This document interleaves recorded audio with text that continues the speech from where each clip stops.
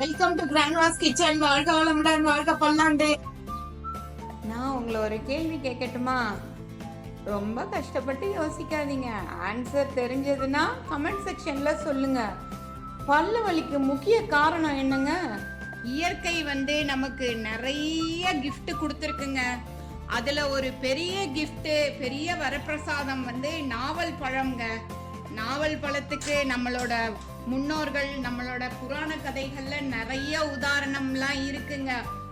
அவ்வை பாட்டியே சொல்லியிருக்காங்க நாவல் பழத்தை பத்தி. அவ்வளோ சுவையான நாவல் பழம் இன்னைக்கு வித்தியாசமா ஒரு ப்ரிப்பரேஷன் பண்ணி எப்படி சாப்பிட்றதுன்னு சொல்லிட்டு நான் சொல்றேன். இப்ப வாண்லி போட்டு அதுல கொஞ்சமா கடுகு போட்டுக்கலாங்க. கடுகு போட்டுட்டு மீடியம் ஃப்ளேம்ல அடுப்பை வச்சிடலாம். வச்சுட்டு இந்த நாவல் பழத்தை இந்த கடுகு பொரிஞ்ச உடனே அதுல போட்டுடலாம். போட்டுட்டு எப்பவுமே நாவல் பழத்தை வெறுமனை சாப்பிடக்கூடாது. அது தொண்டை கரகரப்பை தரும். சம்டைம்ஸ் கோல்டு வர்றதுக்கும் ஏதுவா ஆயிருங்க. அதுல கொஞ்சமா உப்பு போட்டு தான் சாப்பிடணும் நம்ம. இப்ப நான் இதுக்கு கொஞ்சமா உப்பு, கொஞ்சமா மிளகாத்தூள், அதுக்கப்புறம் கொஞ்சமா பெருங்காயத்தூள், எல்லாமே கொஞ்சம் கொஞ்சம் அப்படியே போட்டுடலாம். போட்டுட்டு டேஸ்டுக்காக ஒரு 1/4 ஸ்பூன் இருக்கிற மாதிரி சுகர் இதையும் போட்டுடலாங்க. இப்ப இதை ரொம்ப ப்ரெஷரே கொடுக்காம உனக்கு வலிக்குமா எனக்கு வலிக்குமாங்கிற மாதிரி அவ்வளோ சாஃப்டா கலந்து விடலாங்க. நாவல் பழத்துல விட்டமின் சி, ஏ எல்லாம் இருக்கு. இது சூப்பரான ஒரு ஆன்டி ஆக்சிடென்ட்டுங்க. நம்மளோட சர்க்கரை அளவை உடம்புல ரொம்ப கண்ட்ரோலா வச்சுக்கும்.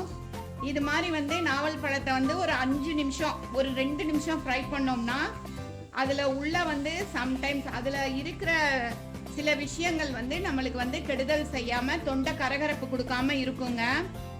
இது சிறுநீர்ல கல் ஃபார்ம் ஆகாம இருக்கிறதுக்கு ரொம்ப யூஸ் ஆகுது.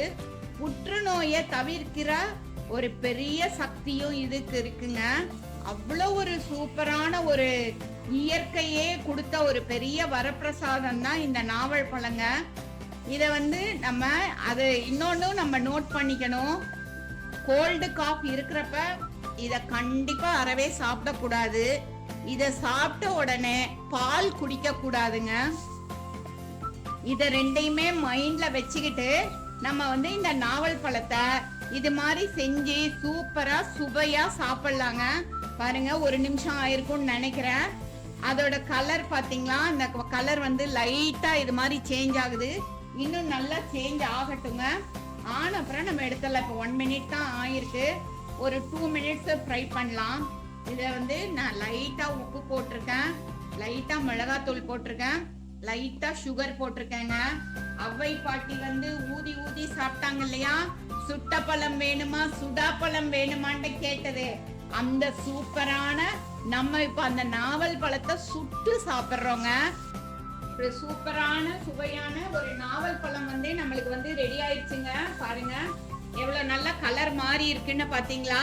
இத நம்ம அப்படியே சாப்பிட்டா நம்ம தொண்டை கரகரப்பு வரும் அப்படின்னு சொல்லிட்டு பயப்படாம நல்லா ஃப்ரீயா ரிலாக்ஸா நாவல் பழத்தை சாப்பிடலாங்க. ஒருத்தர் ஒரு நாளைக்கு ஒரு 15 to 20 பழம் சாப்பிடலாம்.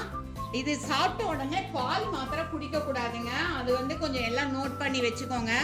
இது மாதிரி சூடு பண்ணி சாப்பிட்றதால தொண்டை கரகரப்போ இல்ல சளி இருமல் வரும் அப்படிங்கிற பயமோ கிடையாது. இது சரியான ஆன்டி ஆக்சிடென்ட். அதனால இதை நல்லா தாராளமா எல்லாரும் சாப்பிடலாம். இது நம்ம உடம்புல எல்லா பார்ட்டுக்குமே நல்ல விஷயங்களை கொடுக்குது. அவ்வளோ சுவையான நாவல் பழத்தை சாப்பிட்டு எல்லாரும் என்ஜாய் பண்ணலாங்க. தேங்க்ஸ் ஃபார் வாட்சிங் அவர் கிராண்ட்மாஸ் கிச்சன்.